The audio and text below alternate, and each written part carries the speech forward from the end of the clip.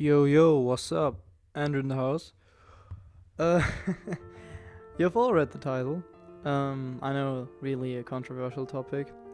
JJK in general, specifically because of like the anime awards.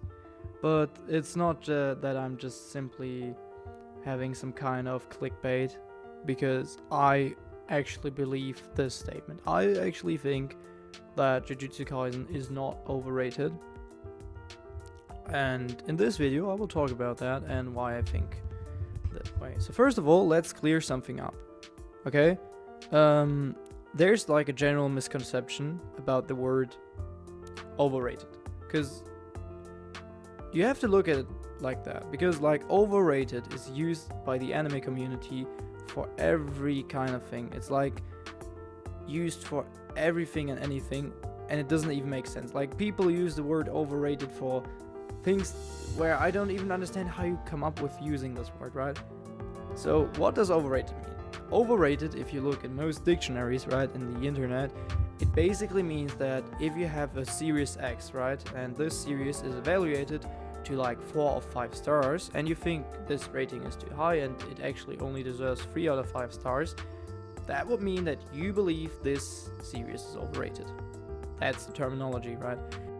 I mean, it's alright. Like, overrated as fuck, in my opinion. I mean, yes, there are some definitions where it also is about the popularity, but it doesn't really make a lot of sense, because in the word overrated, rated is inside of it. So why does it denote the popularity? It doesn't make sense, right?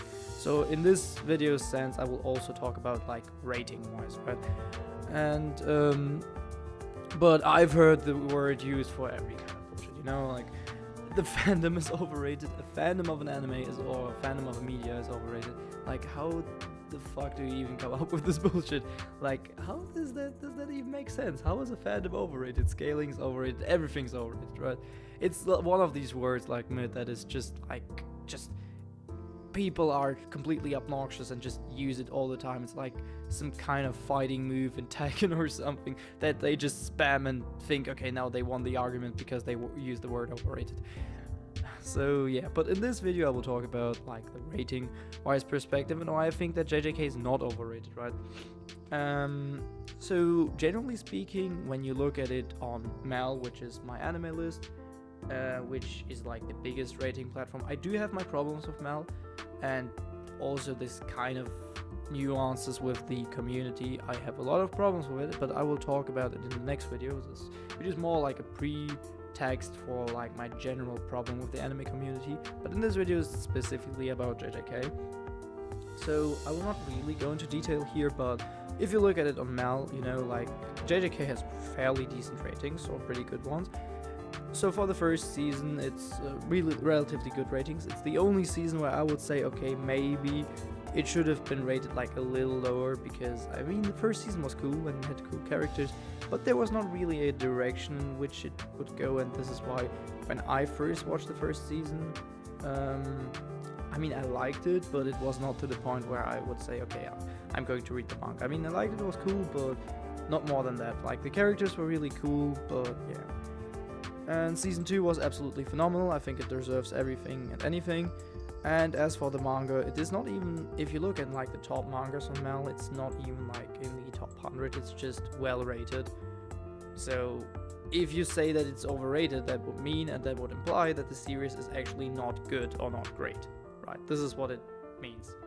And I will now talk about why I think that this is absolutely not true, and generally just people, I don't know, hating on some really stupid stuff. So let's talk about it in a more general sense, or like a more specific sense, not a general sense. Let's start with the first season of Jujutsu Kaisen. Now, I will only briefly talk about it, as I've already said. I think the first season is not that great. I mean, it had cool character introductions. I think also the concept of having the strongest character being introduced in the beginning, so Satoru Gojo, is absolutely phenomenal and a great idea of creating like I don't know, tension in the story and just doing stuff different, you know.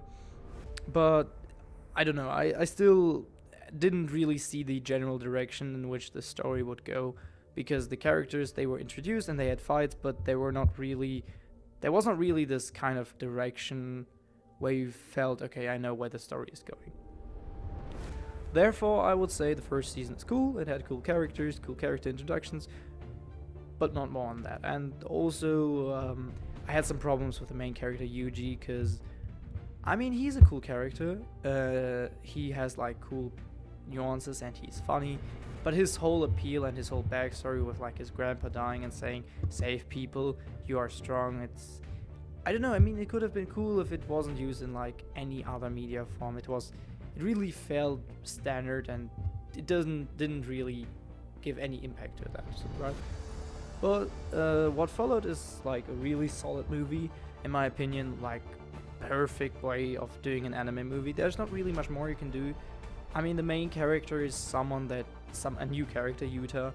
First of all, maybe a lot of people didn't like him because he was this whiny ass dude, but he had like a complete 360 throughout the movie that didn't feel forced, so it made sense that he became more mature and stronger mentally and physically. There were amazing fights in this movie, like with Geto, with Yuta, with Gojo. We all know what Gojo did with this one follower of Geto, right? We all know he completely shit on him, but this was amazing. We also had some cool twists in the movie. Like at the end, that Yuta actually was not cursed, but was the one to curse like Rika and all of this kind of stuff. Generally the story was really well done with Geto and his plan. The villain was believable. The characters and the reappearing characters were also cool. Inumaki is just he is the best. So generally speaking, really well done movie. And at this point, I already really like Jujutsu Kaisen. I was really hyped for the second season. Not gonna lie, I didn't read the manga. I was not that much into the hype train. But I know that a lot of people, they talked so much about the second season, how it would stun everybody. And actually I thought, okay, no, it can't be good because I have too many expectations. But oh boy, was I fucking stunned when I watched this season. It was so fucking great. So let's begin with the first arc, which is like the Hidden Inventory arc. It has only 5 episodes, and I think it's a brilliant pretext to the whole Shibuya incident arc. We have one of the coolest characters in fiction being introduced. I mean, Toji is just an absolute fan favorite, and how can you not like him? I mean, he's a guy who has no cursed energy, but his physicality and his heavenly restriction, he pulls off the most insane fucking physical shit that you have ever seen, paired with an amazing character design. How can you not like Toji? He's perfect. He's such a great character, and Jujutsu Kaisen is really good at that. They are really good. In season 1, we already had like Sukuna, we had Gojo. They are really good at creating cool characters. This is something that I have only really seen in Bleach. Bleach had pulled, Jesus Christ. Bleach has been able to pull that off consistently with, like, I don't know, Kenpachi, Aizen. They always had characters. And even if this character didn't really have the biggest depth to them, they were still cool, right? And I really felt the same way about Jujutsu Kaisen. Toji's like the epitome of that, and the perfect example for that. But he doesn't actually have a shallow character if you think about it, because his personality and his depth to the character really kind of resembles the world of Jujutsu in Jujutsu Kaisen, right? You have like this failure of the Zenin clan who was kicked out of it because essentially he doesn't have cursed energy, right? And then he just wants to destroy all of this world of Jujutsu, and he wants to prove that even the most skilled kind of Jujutsu sorcerer is nothing against him.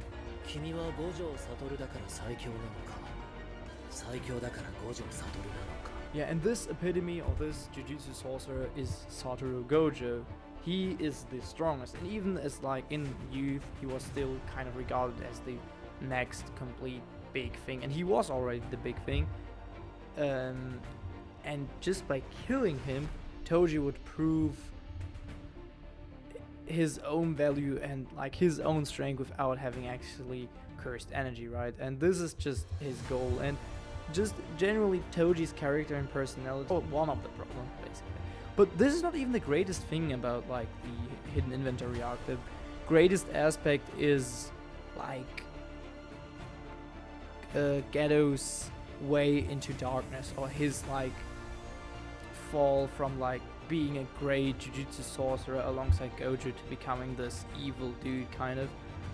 Even though like bad and good, these sides are not like, they are really intertwined in Jujutsu Kaisen for like a lot of stuff, but in Fury it makes sense. You have like Ghetto experience that the humans, and he kind of distinguishes between his race, people with Jujutsu powers, and humans, because he feels that his kind is kind of different, right? And he sees that normal humans without like this cursed energy and stuff, they clap when somebody like Rika died, and he can't cope with that. And he sees that these humans, and he distinguishes himself from them, actually clap when his kind die, but his kind still tries to save them and die in this process. And that's how he kind of falls. He doesn't want that anymore. He wants like a new society.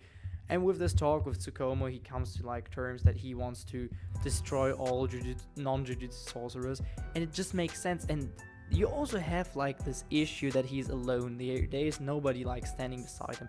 Gojo was always on one level, but just Gojo went ahead. And yes, Gojo is the strongest, and he's lonely at the top, but so is Ghetto. Ghetto is also lonely. They're somewhere left behind by Gojo, and this transition from him being like this humble dude and actually person who wants to save everybody, and actually being like the good side for Gojo, the one who didn't really care if humans died or not, this transition to becoming this evil dude and the villain of Jujutsu Kaisen is absolutely phenomenal, and it makes sense.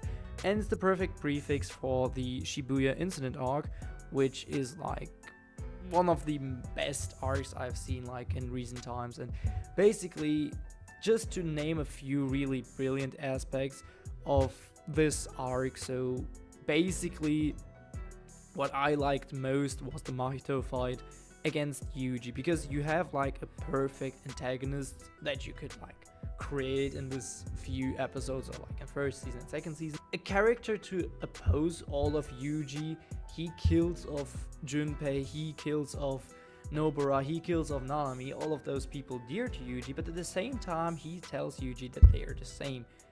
They are the same person, or they are like two different sides of one coin, because the one person, or mainly Mahito, he kills humans with no regards because he's a curse. But doesn't Yuji do the same thing to curses? He just kills them with no regard, and he doesn't care if they die, right? So they're the same. And there's also another like different kind of aspect within the manga that I will not mention here, because I will talk about the manga later. I don't want to like talk about manga spoilers, but essentially it really makes sense that they are one of the same. And but you also have like the brilliant instance of Nobara dying and just Yuji losing it. And it's not like he's like angry and now completely destroys Mahito. No, Mahito destroys him because on an emotional standpoint, Yuji can't fight anymore.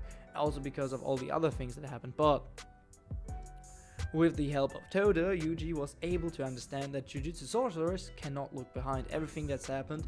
They have to accept it, and it's just done so brilliantly. And even though they are the same, and Yuji accepts that he's the same as Mahito, and still fights him, and like the prey becoming the predator, and this goes on like in every instance. So in one instance Mahito is the prey, but then Yuji is the prey, and so on and so forth. And this makes up like one of the greatest battles in recent shonen history.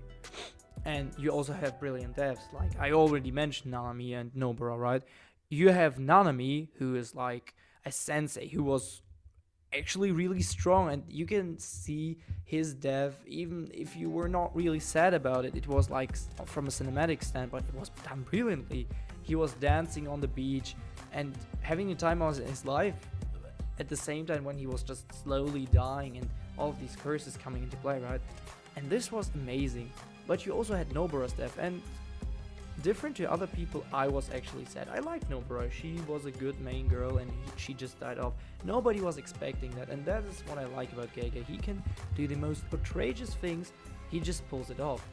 Gege is really the goat for that, because Nobara, she's the main girl. She's one of the main trio. Like, who would have thought that she just died?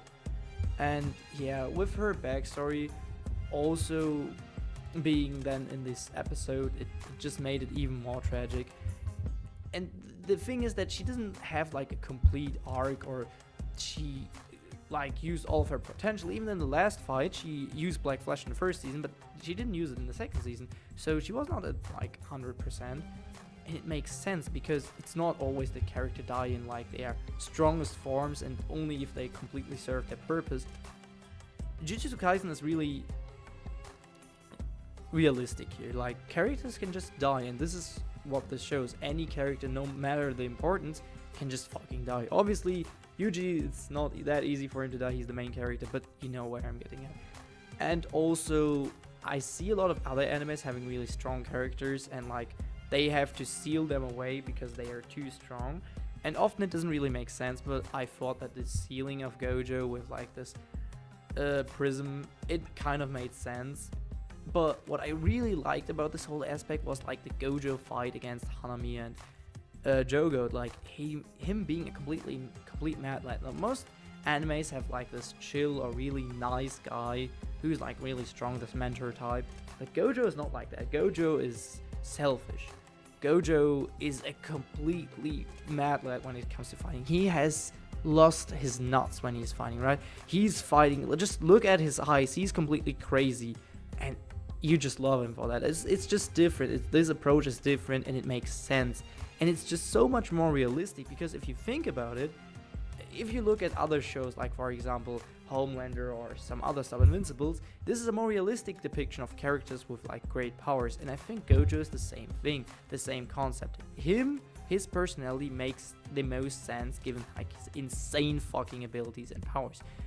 His absolute confidence, his cockiness, his madness, and his selfishness, they all make sense within his personality and his powers.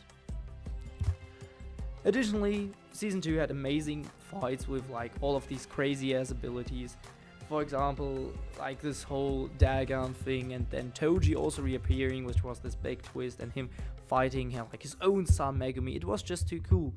And what I like about Gege is how he can basically just transition arcs from like a given direction to like complete madness within a few episodes or a few frames. I mean, you had this general feeling that they were like going to save Gojo, and they were like all of these big fights, but then Yuji lost, and because of that he was responsible for Sukuna reawakening and basically just destroying half of Shibuya and killing off most of the inhabitants of, or like the people at the time in Shibuya, right? And he also killed Jogo, all of these other, I forgot their names, you know, like these girls following Geto, and he also saved Megumi for his plan, but this was sheer badness. What is amazing here is basically Yuji's character development. Now, I said basically in the beginning that I have problems with Yuji's character. I had problems with him in the season 1, but in this season there's just so much character development going on, right? It is not basically that he just loses a loved one or a person that he really likes. It's more than that. I mean, because of his weakness and his fight against Chozo where he lost, Sukuna could gain this power, could reappear and fucking destroy anything and everything. He was able to wipe out half of Shibuya, so the blood that is on Sukuna's hands is also on Yuji's hands, which are the same, because he is like the vessel for Sukuna, but not only in a physical way, but also like in a mental way, because Yuji is kind of responsible for that, and he holds himself responsible for that. He thinks that he is responsible because he was not able to condemn Sukuna to his body. He was weak, but he accepts that weakness and goes on and tries to be a better Jujutsu sorcerer and not succumb to weakness, right? And this is amazing. You don't really see this in a lot of shows. This is like a more, I would say, more sinister topic that I see maybe in some seinen being depicted, not really that much in shonen, and it's just amazing. But you also had like basically Yuji having to cope with like the loss of Nobara and Nanami, which were absolutely amazing. So Yuji's character development goes above and beyond, and this whole idea of like overcoming his own weakness is just amazing. Story-wise, it was also really interesting. In the end, you had like this huge-ass plan from Kenjaku where half of us did not understand a word. But I mean, I read the manga afterwards, and I still do not understand the entirety of the plan. But I think I understand for the most part. I will not recapitulate it because it takes like a million years. I don't know. It's not part of the video, but it made sense on the story wise. So you had everything. You had a nice plan and just a general nice and really well done story with the plan of Kenjaku, who's like kind of his whole plan is like the new eyes, But generally speaking, season 2's story, just from like fight perspective, what happens after what, also was interesting because it had all of these twists, like I already mentioned with Sukuna, and all of these plans, and as this whole thing being a greater plan of Kenjaku made the story amazing. You have amazing characters, you have amazing character development, fights, and to be honest, I don't really know in a 19 arc episode what you can do better here. It's, in my opinion, the perfect shonen arc, and just like the blueprint that you can show to anybody and say, and just say to them, okay, look, this is how the perfect shonen arc should be, okay? This is why it's regarded that highly, and I personally think that this is actually anime of the season, because this is the limit of shonen. Like, this is the best a shonen arc can offer. This is why I love Shibuya Incident Arc so much. Now, going on with the manga, essentially, these are obviously now manga spoilers, so be prepared. Essentially, the manga is compromised a lot of Kenjaku's plan to kind of, to kind of build this giant ass Jujutsu human hybrid thing that can like be out of his control, because everything before was inside of his control, kind of. And it's like really, really complex, and how he planned everything, and we do not know everything till now. I mean, there are loose ends, but I think that Gege will be able to like kind of connect them. But from a perspective right now, it is like really complex and makes up a great story. Also, like the addition that what I really like one of the small nuances is that Kenjaku kind of went to other countries to gain troops for his plan, to have even more people merge with this kind of Tengen and all of this stuff. But like, he explained to the US that this is beneficial to them because Jujutsu sorcery and cursed energy will be like natural energy that is like a lot better than all of the energies used in the world to fuel everything. So this is like the perfect substitute for that, and this just completely makes up like great idea, and even creates like a amazing world building, which I don't know, it's just really great. There's not much more to say. Another thing that I really like, and maybe some people point out about that, Jujutsu Kaisen doesn't really have any depth to that, so there's not really a lot of, I don't know, themes covered, for example in Naruto, where it's about like suffering and constant pain and stuff like that, But I feel like people just do not understand the stuff when it happens in Jujutsu Kaisen. A great example of that is like the Higuruma and Yuji fight, and it is all about accepting weaknesses, So Higuruma is like this kind of attorney who, no, he's not. He's a lawyer. I don't know. I think he's just a lawyer who just defends clients, and often, even though he knows they are innocent, they are proven guilty, and he is fed up with the system and becomes this crazy ass guy and kind of the villain, so to say. But the thing is, what we learn from Yuji and what Higuruma learns from Yuji is that Yuji, even though it is kind of Sukuna who killed off all of these people in Shibuya, Yuji is the one who gives himself the blame, right? He blames himself because he said that it's because of his weakness that Sukuna was able to do that. And in this moment, Higuruma has this flashback that he declined the post of like being a judge because he was just too scared and too weak to do that. And instead of like blaming himself, he blamed everybody else in the society. And he understands that, and understands how much stronger Yuji is, and that's why he accepts defeat. He doesn't Yuji doesn't defeat him on like a physical in a fight, but like on a mental basis. And it's not really plainly explained here. Gege really expects a lot from the reader. You know, you have to understand all of those abilities, but you also have to understand the themes. And if you look behind it, there's like a lot going on, and there's a lot of complex themes like that. But you just have to understand that. You just have to really go behind the text and what is happening in the back, you know? And yeah, so because a lot of people just power read and don't really care for these details, they think that Jujutsu Kaisen has no themes and no depth to it, even though it has a lot of it. Generally speaking, one of the greatest twists in the story, yeah, we all know what's coming now.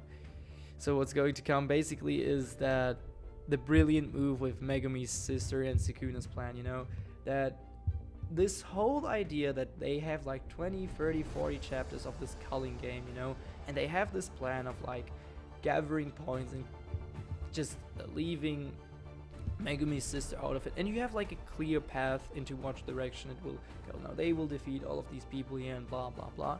But then, like in this last instance where they meet the sister, they just see that his sister is actually a reincarnation of like some other Jujutsu sorcerer of the past.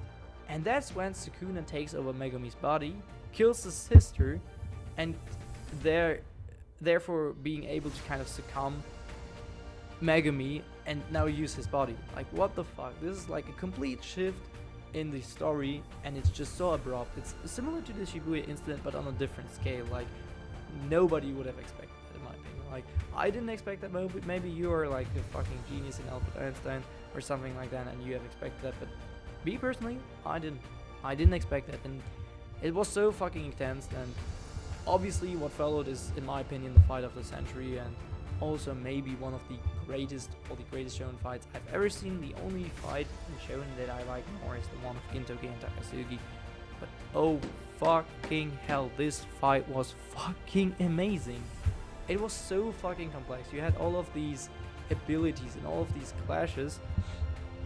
I mean, there was everything. You had like this domain amplification that was able, because of like this the domain's powers, being able to bypass limitless. You also had these domain clashes where the one domain is bigger, and because the domain is weak against outside attacks, it was able to destroy the domain from outside.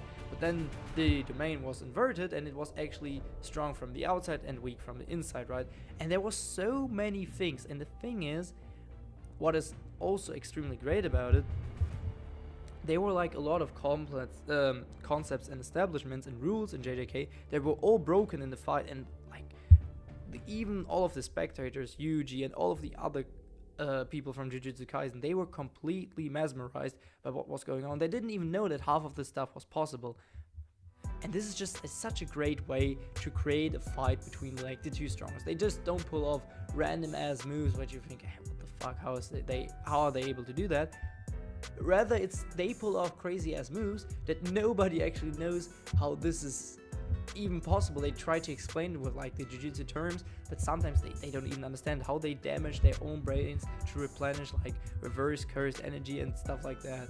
It's so fucking amazing, and I don't want to talk a lot more about this fight because there are other videos, frankly, a lot better at explaining it. So if you want, I can do a separate video and explaining it. But generally, like, you can spend hours and hours to like explain this fight. This is just how amazing it is, and like all of these clashes with their powers, it just makes so much sense, and it's just so fucking cool and so fucking beautiful. And yes, I know the ending is kind of problematic, but I think just let Gege cook here. Like, I think there will be some reason behind it, and personally, I think that Gojo will be reappearing, just given like Wee Wee's power and him taking away Gojo and Shoku being a lot stronger than before and being able to heal people even better than before.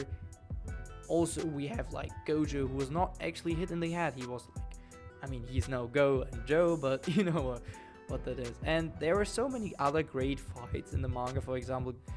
They are so fucking complex. You have Henjaku versus Tsukumo with virtual mass, anti-gravity, recursiveness, and how Kenjaku is thrown out of like this recursive room because of like properties of virtual mass, and him being able to defeat Tsukuyomi because of anti-gravity, and this was like the curse. His curse technique, and the reverse curse was like gravity, and his normal one was anti-gravity. There's just so many great things here, and it makes so much sense. And like from a physical and mathematical standpoint, a lot of these powers actually make a lot of sense, right? Like they couldn't exist in the real world from all we know, but he basically Gege is able to create like a power system with all of those immensely interesting powers, which have like a lot of basis in real world physics and mathematics, but then he creates his own system with it, right? He creates his own idea of how limitless works, how blue works, how how red works, you know what I mean? And this is so amazing, even though some powers can seem cheesy, like Hakari's kind of like the main expansion with the pachinko machines, but even here there's so much complexity to it. And it's never that you actually feel that a power is really overpowered. You know, there's like this one power, but he doesn't count. It's a gag character, so I don't care. But mostly all of the powers are not overpowered, and you can feel that any fight can go any way, and it's just basically people understanding the other person's powers, and coming up with a strategy to defeat them. And there's just so many interesting nuances, and there's so many rules and so many other stuff about this whole system, which make me believe that this is the greatest high power system in any anime. In my opinion, it's even greater than the likes of Hunter x Hunter, because yes, frankly, Hunter x Hunter has more complexity to like different kind of I mean, there are different types of powers, but here it's just there's just so much how to fight against each other that it makes up for that lack of, I don't know, having types of powers, you know what I mean? Therefore, I believe that the whole power system and the fights are equally amazing. Now, I know that there are some problems here. You have like Kenjaku's death or Sukuna being absolutely overpowered and just basically destroying everybody, and nobody really knows the direction in which Jujutsu Kaisen is going right now. But I don't understand, like Gege was able to pull off in the past everything amazingly, right? So why don't you just let him cook? Let this man cook. He was able to provide amazing content for like the past years. Just let him cook. I think that he will be able to resolve everything, and he will connect all loose ends, and Kenjaku's plan will be explained. Maybe Kenjaku will come back. I really think Gojo will come back. Just let this man cook. Why bother hating on every chapter releasing, which are just frankly 20 fucking pages, and you think that now because he didn't explain every bit of information that was not explained before, it's a bad chapter. It makes no sense. It makes no fucking sense. Just let this man have like this fight with Sukuna, and then I think he will basically connect all of those loose ends. And in general, I think it's really stupid to hate on JJK, because it just changes the pace for shonen, right? We have all of these establishments for shonen, and Jujutsu Kaisen breaks a lot of them, like with the main character, with the themes, with the deaths, and there's just so fucking much, with like how much the reader has to interpret himself and how much he has to understand.